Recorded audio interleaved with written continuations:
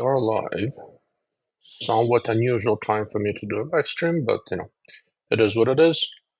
It is Sunday, 3:04 p.m. Mountain Time. So there are a couple of things I want to do. I want to talk a little bit about the Burris Optics Team Challenge, and also, as I mentioned earlier, Ethan and I. So Ethan is the CTO from Q. He and I were shooting together.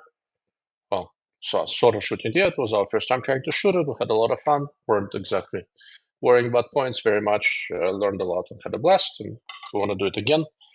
So the way they did we finished dead last, as you can imagine. Ethan was missing in action for day 2, and I wasn't especially clear.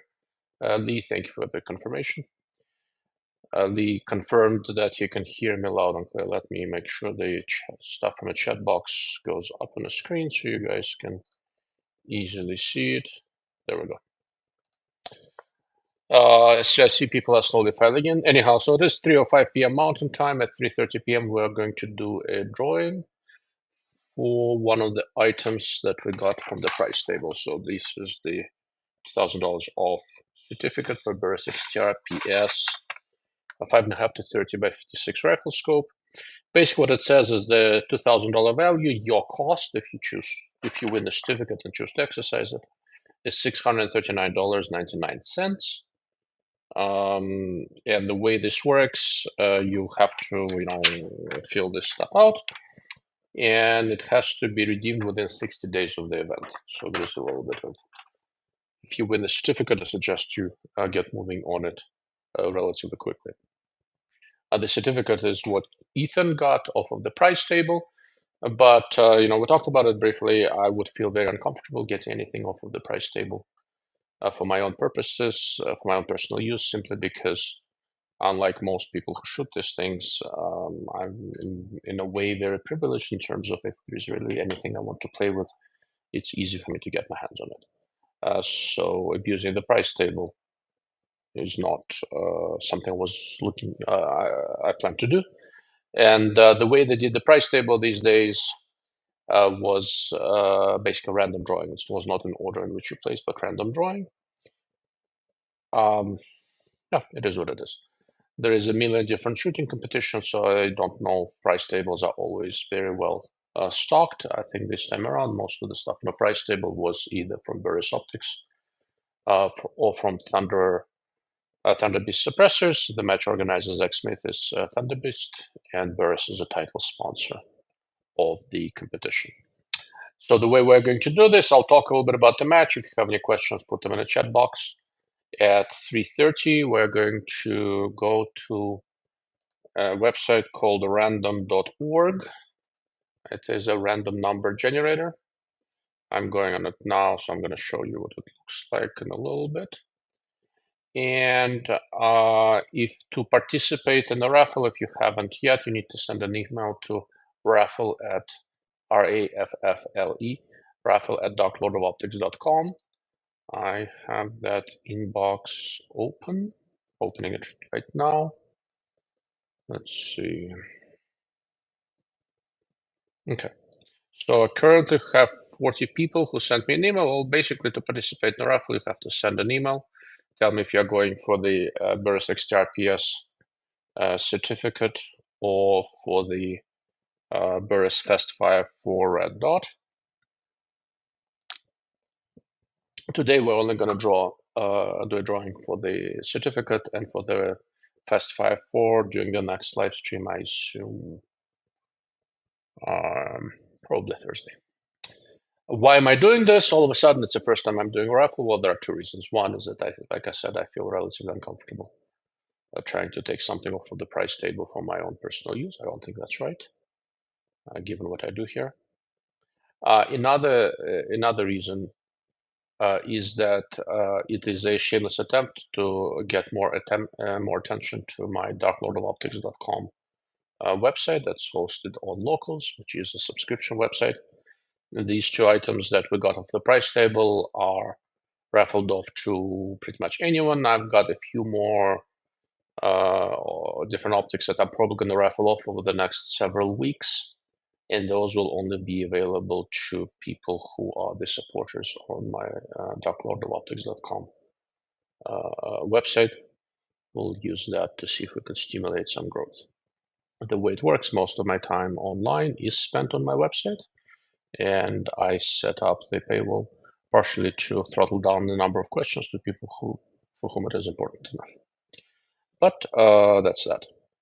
So for those who are not especially familiar with the Burris Optics Team Challenge with the match, in a nutshell, the way it works, it's a 3-day match. It is in Wyoming, not far from Douglas, Wyoming, at a huge private range. Huge by my standards, apparently by Wyoming standards, not that big.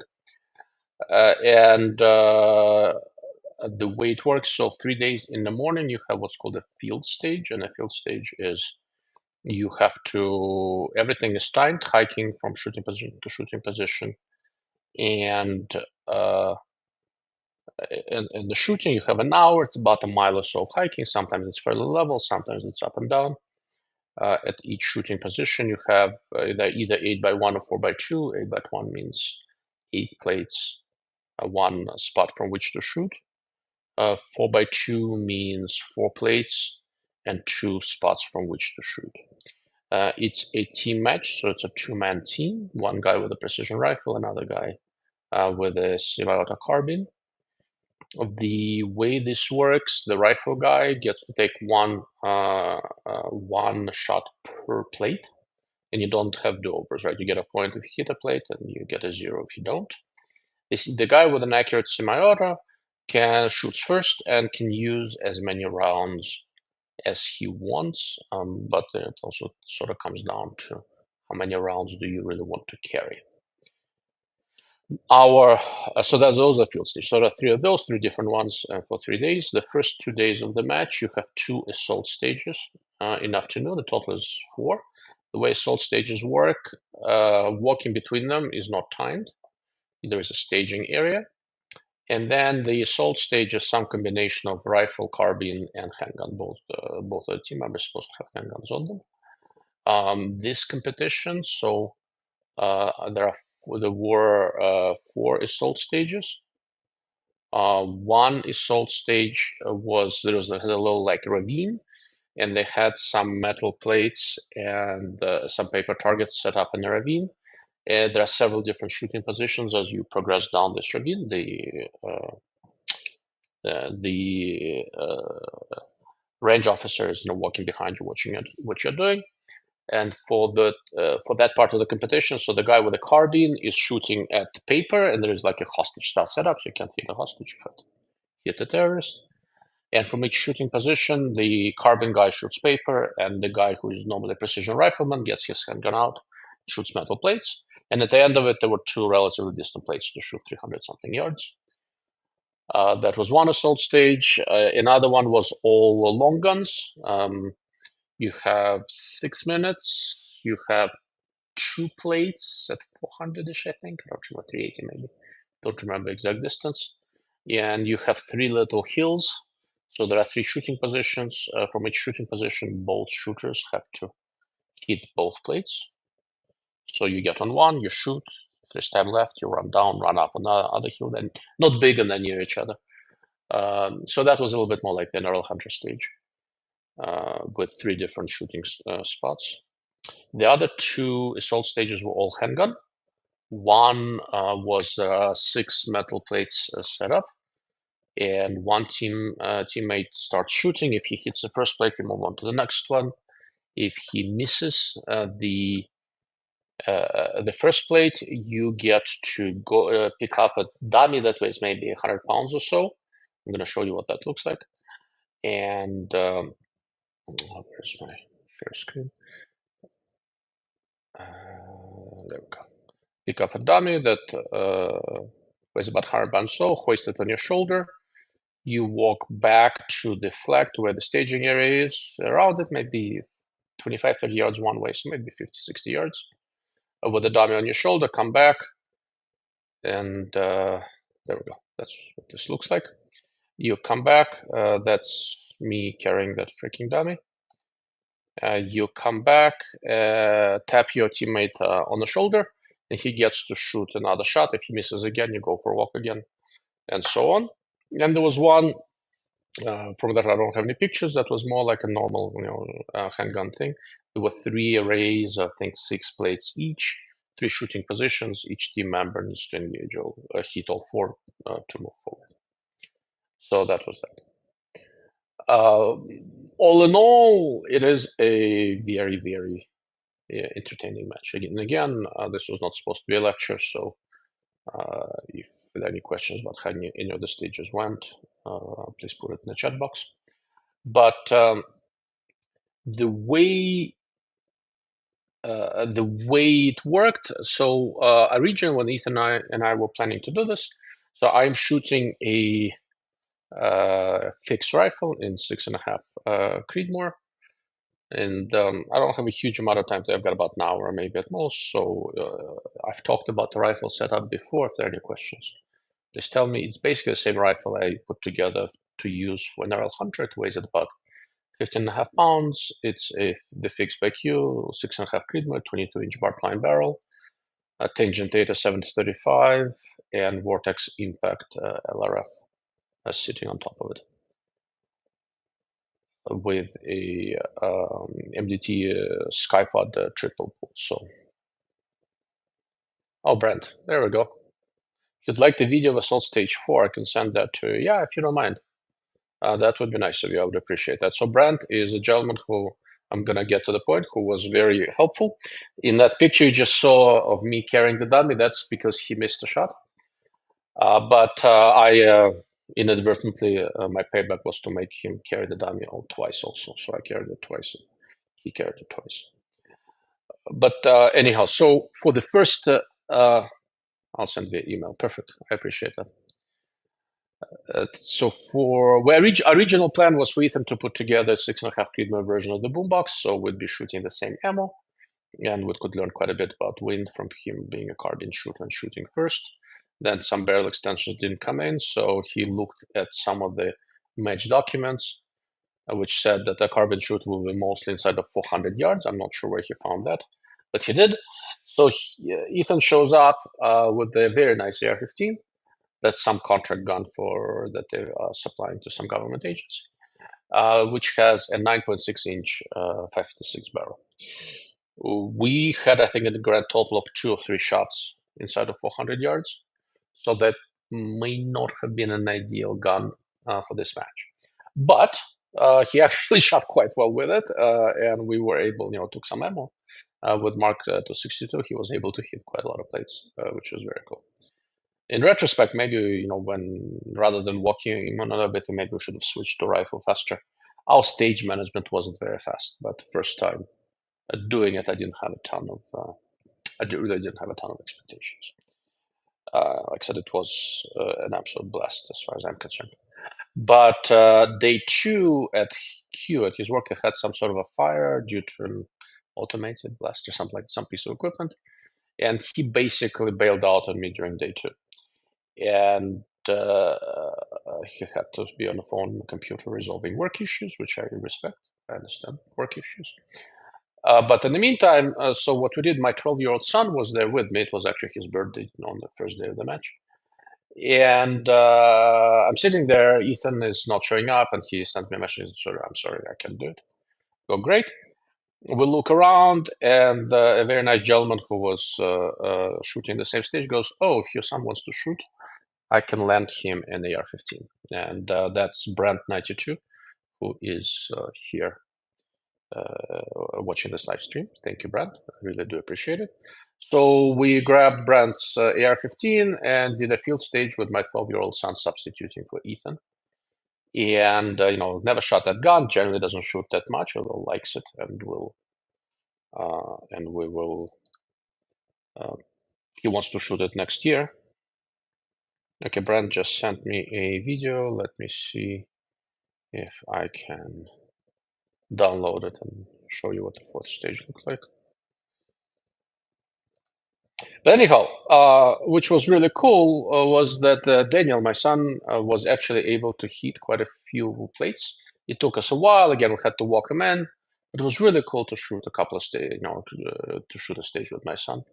That was honestly really awesome, and he enjoyed it, and he says he wants to do it next year. So next year we might have a father-son team, and I'm trying to get a couple other people to do the same thing. As I said, the match is an absolute blast, as far as I'm concerned. Let me see. I got. Oh, so that's the assault stage where. Okay, right. I'm gonna get to that part of the story in a moment, and I'll show you a video. Brad, thank you for sending it. That's very cool. So during the so that was the morning. That was the field stage. Then you actually hit a couple of plates past 400 yards with an unfamiliar rifle and everything. Some prone and some standing off the tripod, which is really cool. Naturally, we timed out. That's okay.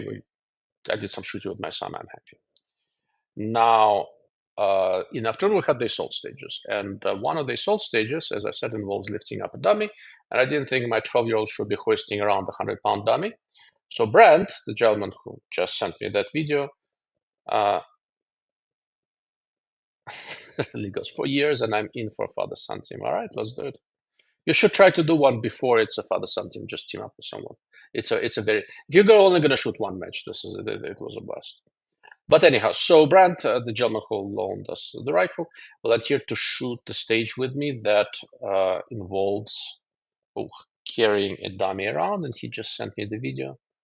So let me see if I can share it. I don't know if it's gonna show you give you the sound or not, but I have not seen it. He just sent it to me. So he's shooting.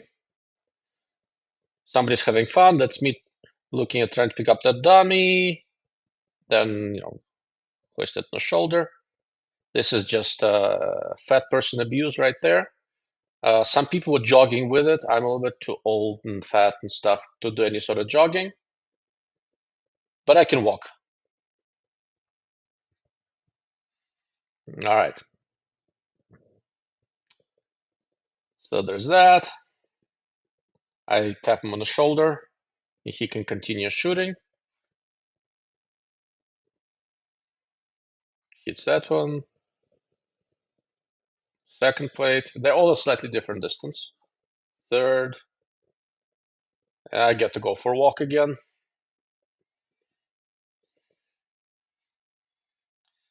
So Brent, how long was it? 25 yards one way, maybe, something like that? So maybe 50-yard round trip with that silly thing.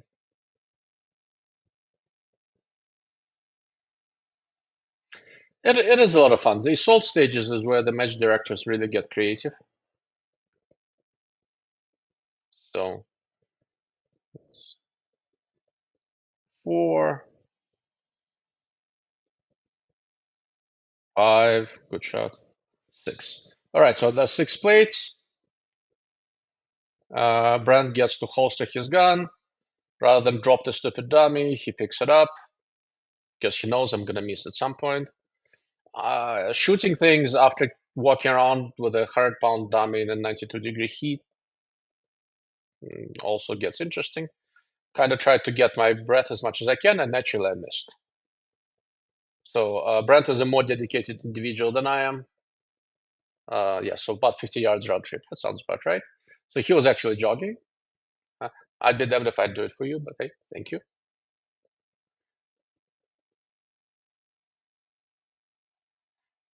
At that point, I thought I had finally figured out my shots were going a little bit to the right, which I did not appreciate. That's some sort of malfunction. In the end, it turned out that my suppressor got slightly loose, and for some reason that made the shots go to the right a little bit. So I had it on a roll after that, and then I finally missed the 6th plate. You're about to see it, which I'm a little embarrassed about. Was not a difficult shot. Brad got to do a little more jogging. Sorry. So he's agreed to help me out here, and I'm making him run. So I still feel bad about that.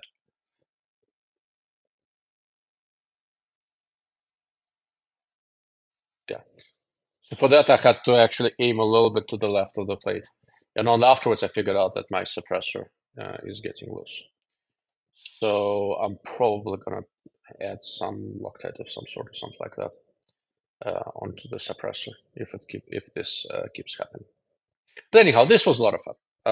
The final assault stage after that, the one where it had several, that was I think stage 3, that had several banks of plates. That one I did with Daniel, with my son again. I had another Glock with me. Of course, the other Glock I had with me that Daniel tried to use had worked flawlessly for me for months. And that day is when the red dot started turning off. That was a Shield AMS. My best guess, the battery started going to shit. That's what usually happens. But it only pops up during the match, Murphy's Law and all. But he hit what on the first bank, 5 out of 6 plates after work, and a couple more on the second bank. And then we ran out of time. You had 6 minutes for that. Still, I gotta say, it was a blast. It's a good environment. It's good people. You meet people, like, it's just a good crowd. I enjoyed it. And shooting a couple stages with my 12-year-old son, I have to admit, was very special. After the match, we got a chance to shoot a little bit with the Burris guys. I think on the first day, my friend David Stark from Discrete Ballistics drove up. He lives on the other side of Wyoming, up near Black Hills. He and his son came over. We shot a little bit to different guns, including an AR-15 with Burris XTR PS rifle scope, and they all liked it. And then we borrowed that rifle from Burris for day 3 when Ethan, my teammate, resurfaced, and we shot at the last field stage when he was shooting a long range-oriented gun, and that worked quite a bit better. All in all, as I said, the match is an absolute blast. I plan to shoot it next year, very likely with my son as a teammate, unless I can convince the match director to let us field the kids team, for example. David, the gentleman from Discrete Ballistics, he has a son a couple of years younger than Daniel. So maybe we can get the 2 of them to team up, and but have to hike around with ammo and all that. Maybe they'll let me be a mule for the 2 kids shooting. If we can do that, I'll be happy to not shoot, and I'll just carry stuff. We'll see. We'll see what we do. But I do plan to go back next year. And again, it's not an easy match. If you're not a match shooter, this was a rough one to start with. But this is the most fun match I've seen. For next year, my plan is to shoot this one and maybe a couple of NRL Hunter matches. And if I can find a way to get into a couple of quantified performance matches, those are more similar, I will do so as well. All right. So it's almost 3:30. So let me see how many emails I got for people interested in the raffle. I have a total of 40 emails, some for Fast 5.4, some for the XTR PS certificate. So I'm not gonna sort all of them. Here's what I'm going to do. Let me see.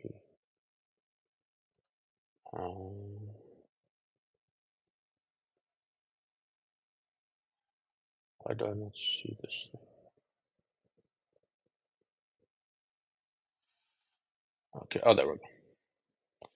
So there's a website called random.org.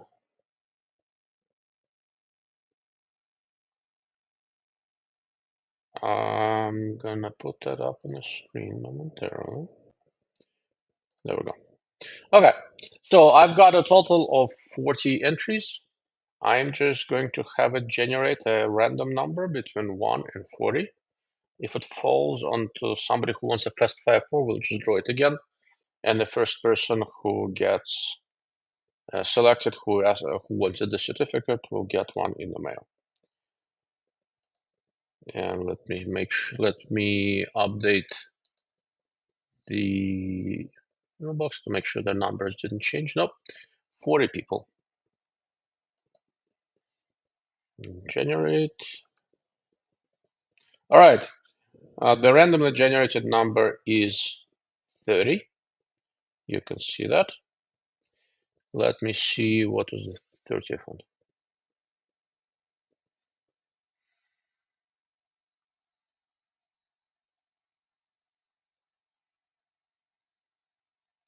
All right.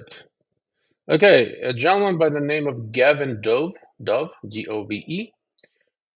He sent the 30th email, so he wins the Burris XTR PS certificate.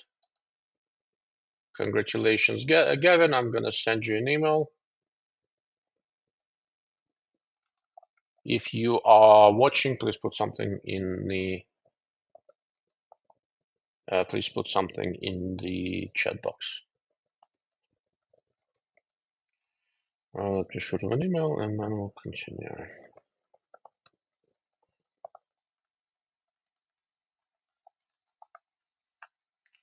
Right, Mr. Gavin Dove, congratulations. So that's probably the best deal you're going to find on the XTR PS scope. My review of the XTR PS is going to be probably released sometime this week. My plan is to try to go to the range tomorrow afternoon, evening, something like that, and wrap it up. I've got two of them, 3.3 to 18 by 50, and 5.5 to 30 by 56. Okay, Gavin, if you're here, Mr. Lee, who goes by Stay on Targets, doesn't like you very much. Hey, it's a random number generator, guys. It's out of my hands.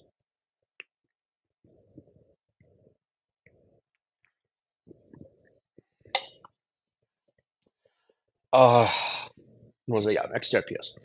As I've mentioned before, I think the XTR PS is a real innovation in terms of how we shoot. And, well, except I hope it works well for you. I will send you the certificate. So I just sent Gavin an email saying that he needs to give me his shipping address. All right, I've been talking for about half an hour.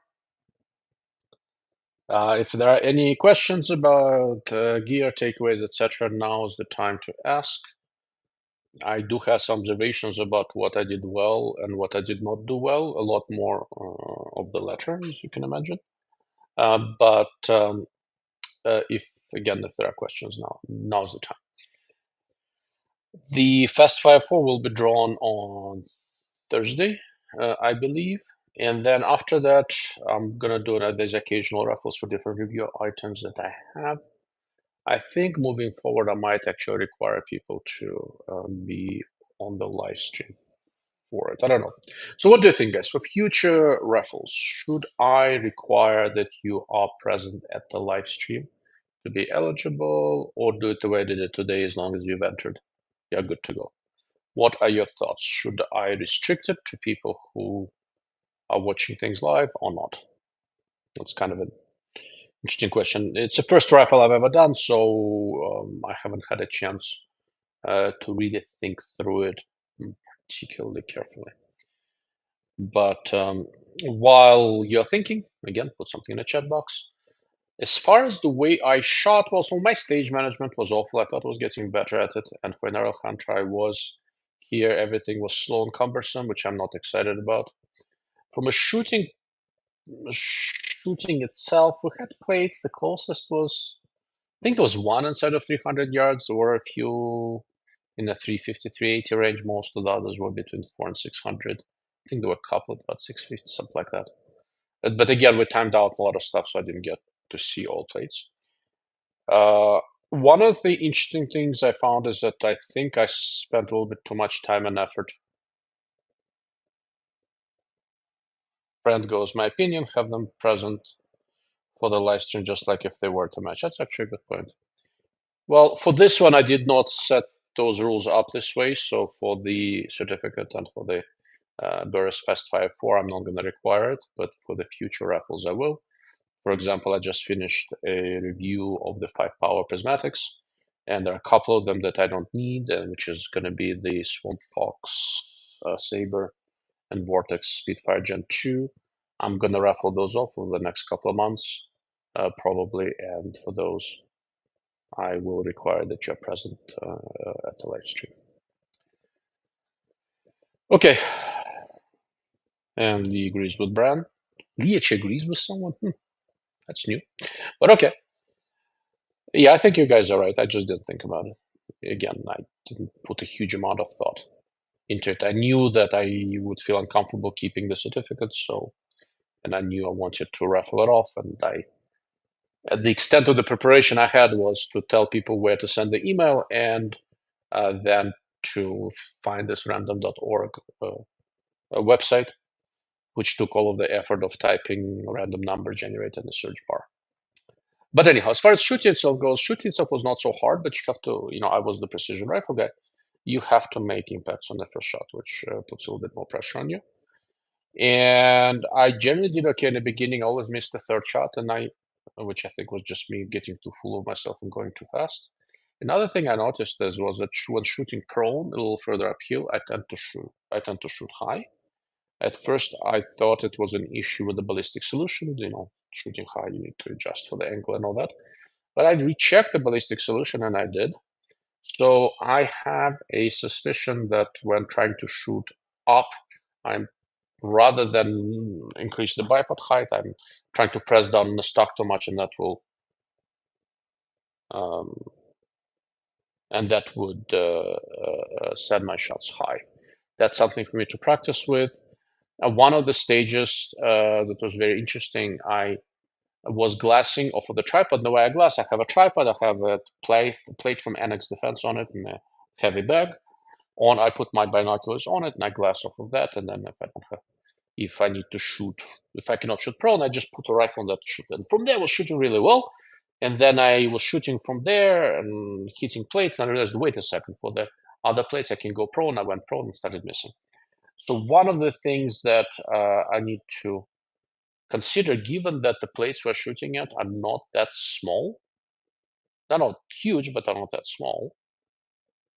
Maybe I need to consider that the way we shoot standing off of bags, I can just do that or shoot a little bit more sitting. Because when I shot the uphill targets standing off of the tripod, I didn't have the same issues. I wasn't missing high. That was a relatively unique thing for me with shooting prone that will require some thinking, a little bit of troubleshooting. Let's see, Legos. I like a 1 in 11 chance a lot more than 1 in 40. That's actually a good point.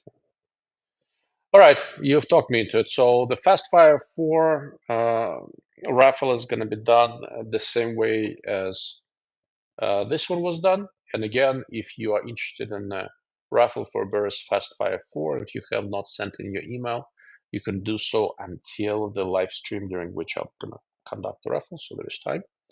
I'm going to do it exactly the same way. I'm going to look at the total number of emails that I receive. I'm going to generate a random number and see which email that is in the exact order in which they were received. After the Fastfire 4, for the next things I raffle off, I will require for you to be present at the live stream. So one of two things are going to happen. Either Mr. Lee, well, I don't want to say your last name, Mr. Stay on Targets is easily, he's going to be a lot happier. Or we're going to have a lot more people in the live stream and he's going to be pissed off at me as always. But then again, this is your idea, so you can't blame me.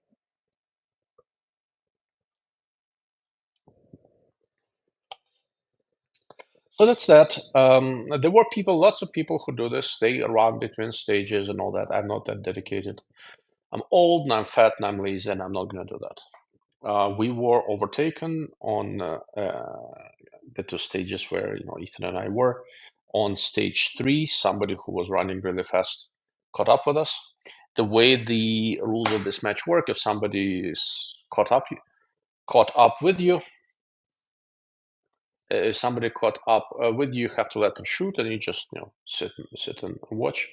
At the last stage, it was really, really interesting in that the people who overtook us, one of the most entertaining things from this match was watching them shoot. They were bickering like an old married couple. It was hilarious. Really enjoyed that. Then I talked to them afterwards during the awards thing. They were very good natured about it. Again, like I said, it's just a good crowd, good people. It was a good weekend. Unlike Ethan, I completely ignored all my work stuff, which sometimes is very, very necessary. I have a relatively high stress day job, and being able to log off for a few days is extremely valuable. And after the match, we went camping in the Rocky Mountain National Park, and we only got home last night. So I had about a 10-day trip with occasional work stuff. I know while we were in the Rocky Mountain National Park, where there was a reception, but not too much. It was a rather necessary break. Except my wife wanted to go hiking at 10,000-foot altitude, which again is not something that fat and lazy people normally do. But I did it. It was a lot of fun, and we took some beautiful pictures. In the Rocky Mountain National Park, there's this herd of elk that are always posing. There's no hunting in the Rocky Mountain National Park, so I think they were just thumbing their nose at me, but it is what it is. Other takeaways in terms of shooting and all. So I was hiking around with a 16-pound rifle, 15.5, and a 9-pound sandbag. The sandbag, from a standpoint of shooting accurately, given that every shot matters and all that, is not a bad idea. I think next year I'm gonna bring that as well. So I have a heavy bag and a light bag. I give the light bag to Ethan. I could probably do this with a lighter bag, but I think that's the weight penalty I'm willing to take. Given that this is a two-man team and your teammate is spotting for you, I could probably get away with a lighter rifle relatively comfortably. But by the time the next team challenge rolls up, I'm probably going to end up with a lighter rifle. Anyway, at the pace at which I'm shooting, I'll need to get another barrel by then, and I'm probably going to, excuse me, go with something like a 20-inch carbon fiber barrel from Proof,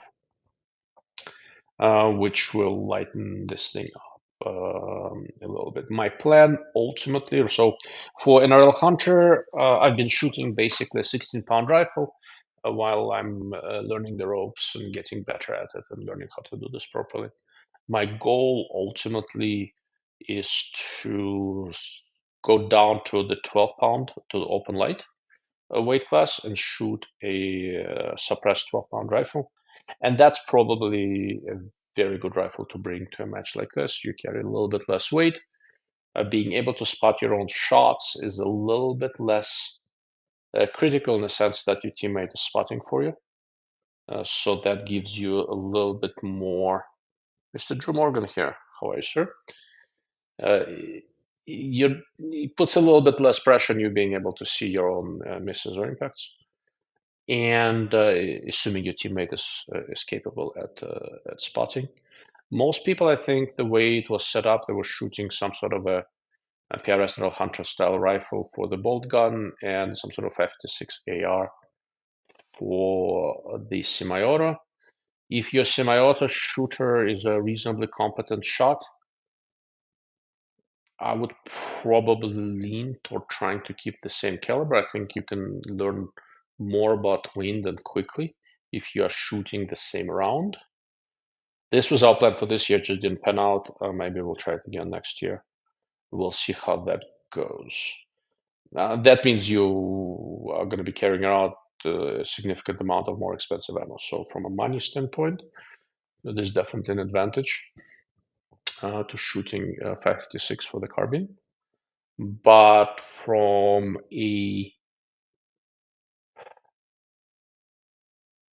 there are enough fairly distant plates where probably, in my mind, I think it still makes sense to try to just have both guns set up for 6.5 Creed and try to use the same ammo and learn about the wind performance from the carbon shooter.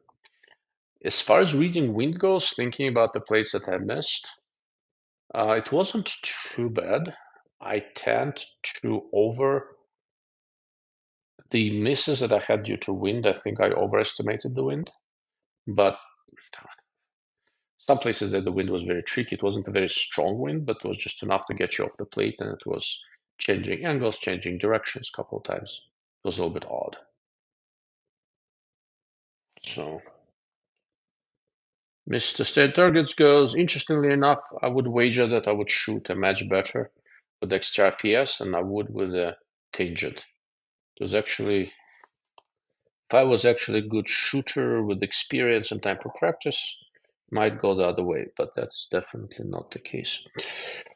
It's an interesting question, and I might shoot NRL Hunter next year with XTR PS and just experiment. Although my son liked the XTR PS a lot, So I might set it up on a semi-auto for it and do that. So the advantage of XTR PS is that you get your laser rangefinder, you get the distance in yards, and you dial in yards, and the distance is always with you, and it's very easy to communicate because you're just talking distance. So I think for a lot of people, it's a lot more natural. When we went on the first day after the match shooting was over, when we went with Burris guys to go shoot a little bit, we got a 10-year-old and a 12-year-old who have not done much long distance shooting, a little bit, but not a ton. We got both of them to hit plates at 450 and 520 or something like that yards, very comfortable, very quickly with them dialing themselves, just because they could dial distance and see it in the display inside the scope.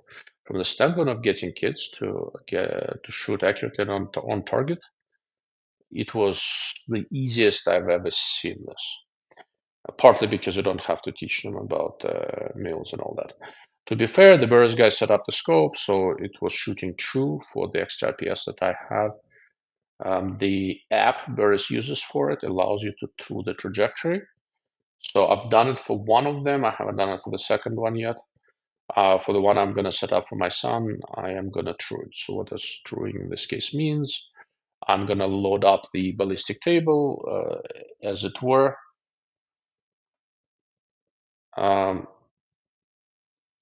But the way I do it, right, so you load up the ballistics table, and then you set up paper for extended distances. In my range, I can set up paper anywhere I want, and shoot a group at 500 yards, see where it impacts, and you can add the correction to ballistic calculator. It's generally very, very close, and when I introduce the final small correction using this truing method, it's been absolutely spot on. So I think it's a real innovation. And the nice thing about it, and Brand's making a comment here that he doesn't know how he feels about the electronic inside.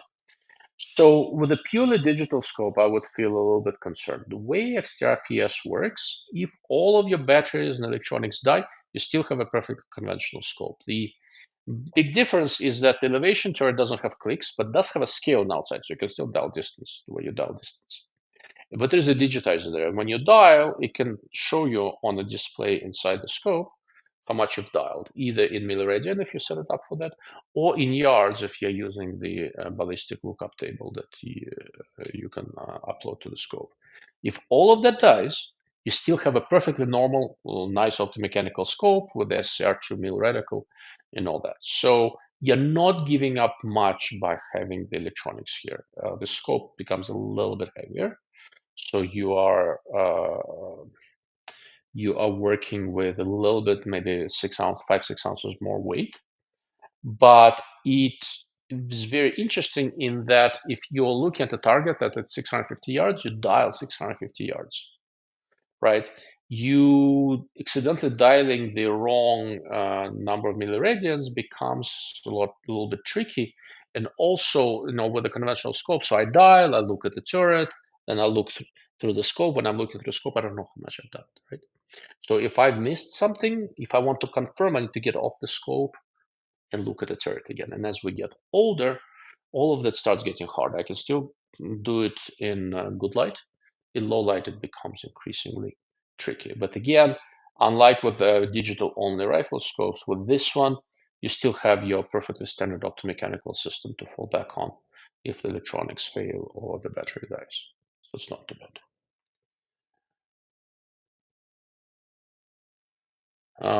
Ali goes, for sure, Brand. If it was a real life scenario, life, death, and severe bodily harm on the line, in my opinion, would probably be different.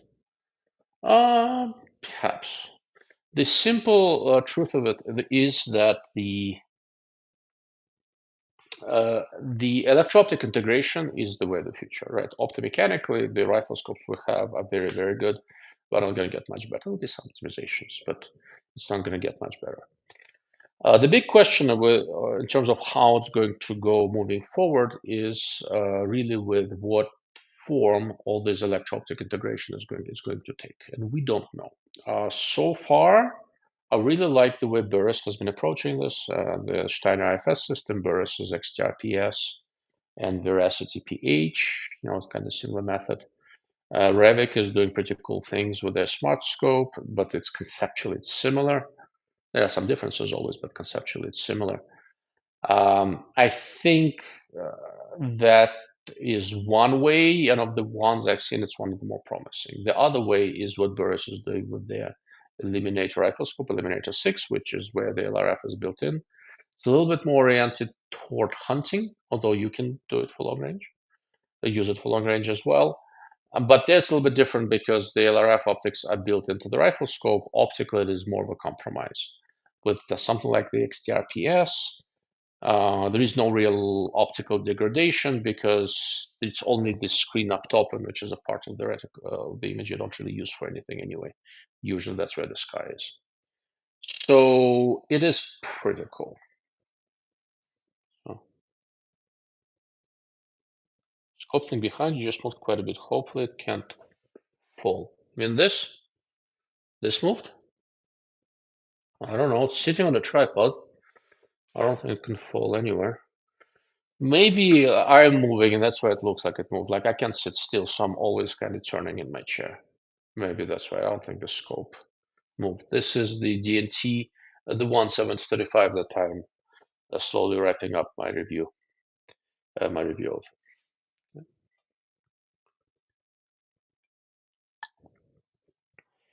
Anyhow, Brad, so if you have not tried XTR PS,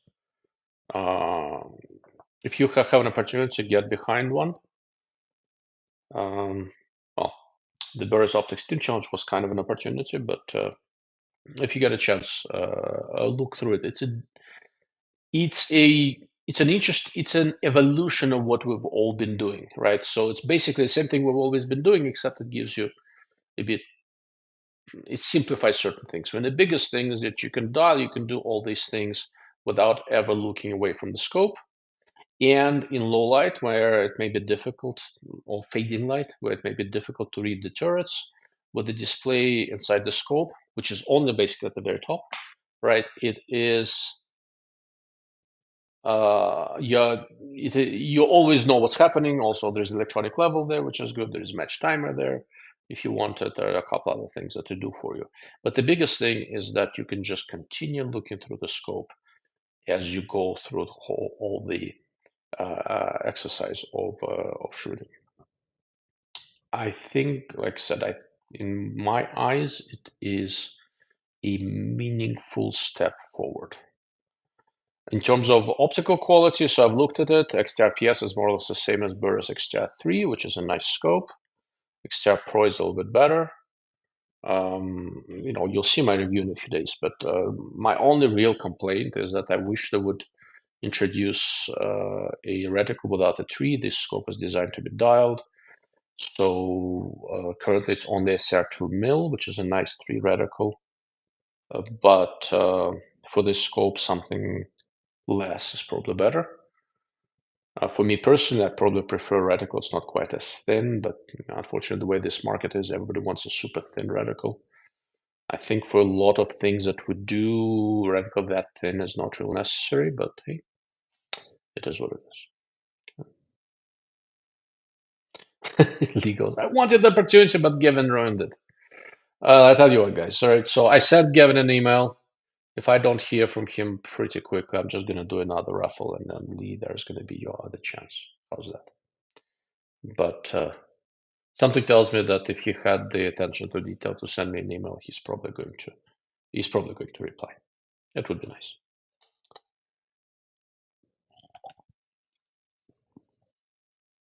Okay, I see a bunch of people joined in on YouTube. If you were not here earlier, so brief recap. About 23 minutes ago, I popped up a website called random.org. Okay, here it is. I received 40 emails looking from people wanting to participate in the raffle. The randomly drawn number was 30. I counted off a 30th email that I received, which turned out to be Mr. Gavin Dove. And I sent him an email that he won the raffle. The next raffle is going to be for the Burris Fest Fire 4, probably on Thursday. So now that we know that Mr. Gavin Dove is on Mr. Stan Target's permanent shit list, what else do you guys have? I need to be wrapping up in a few minutes because I'm on the hook to grill a bunch of burgers today. We have people coming over. So within the next 15 minutes or so, I need to go and start prepping, getting the grill going and all that. If there are any questions about the match, optics, or really anything I normally cover, I will have a few more minutes and I'm going to wrap up for the day. And the next live stream is going to be Thursday. All right, Mr. Stan Targets must live in a blue state because now he's backpedaling on his red seething hatred of Mr. Gavin Dove. Going, I'm sure I don't have any real animosity toward Gavin, just having fun with the banter. Yeah, try to backpedal it now. It's all on the record, but there will be no lawsuit. No, it's all in good fun. Need to get the chicken quarters off the grill myself in a couple of minutes. Yeah. All right. Okay. So let's look at the time. So 5 more minutes. If there's anything else you want me to address, I will be happy to do so. While I'm waiting, so some other observations from the match. It's only an hour, so you don't need to carry that much shit with you. I probably carried more than I needed to. Having quite a few shooting positions where the terrain is, you have to shoot standing or sitting. So if you have a two-man team, 2 tripods is a good idea, but second tripod can be fairly lightweight because it will be really primarily for glassing. 1 tripod should be pretty sturdy because there's a good chance you'll be shooting off of it. The tripod that I used was the Sunway, I think 4030, so a dual pull inverted leg tripod, and that was nice and sturdy. Maybe a little heavier than I'd like, but it was sturdy and it worked well, so no complaints there.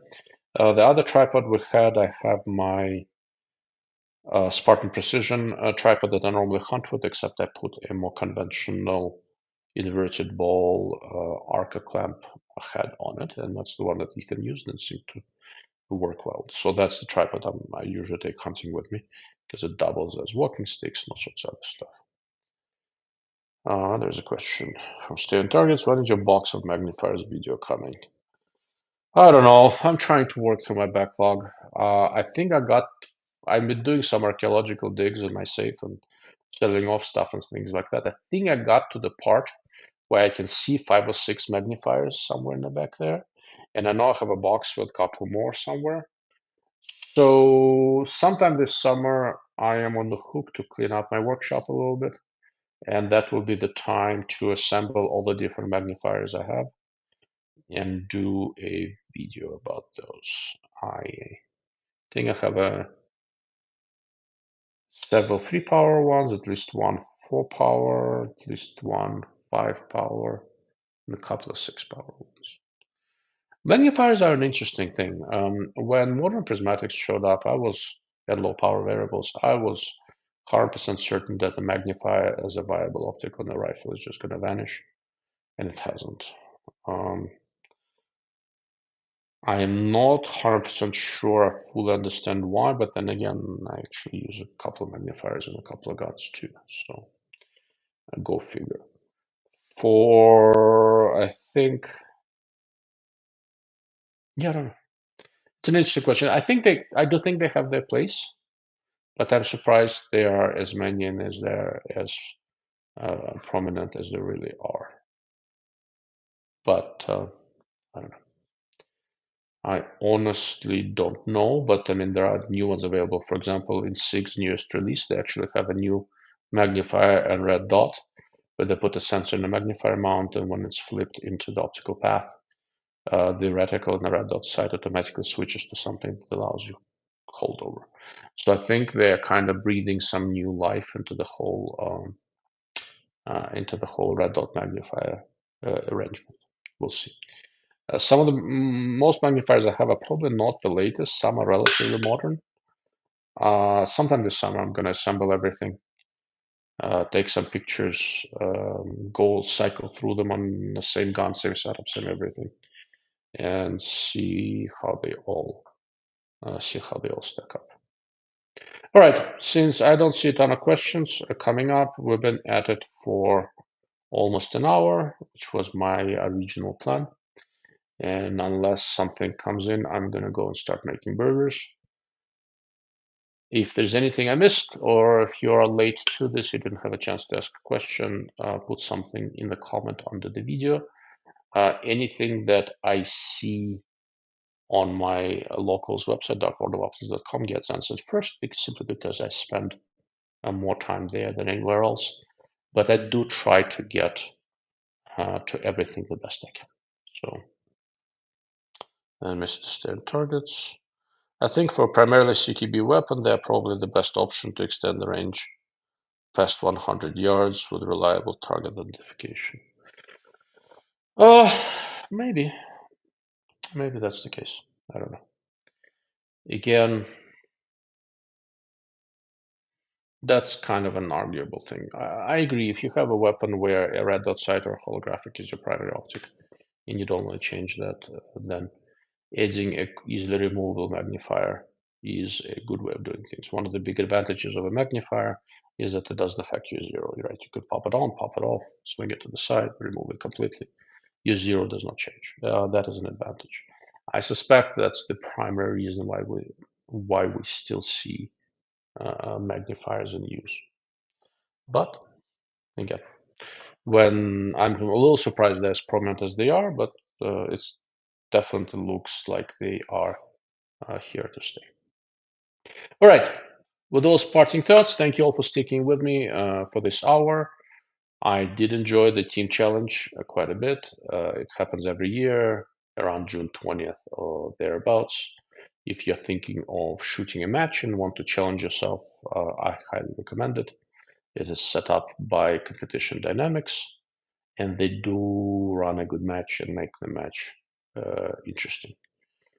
Thank you all. Enjoy the rest of your Sunday, and if you have any questions, you know where to find me.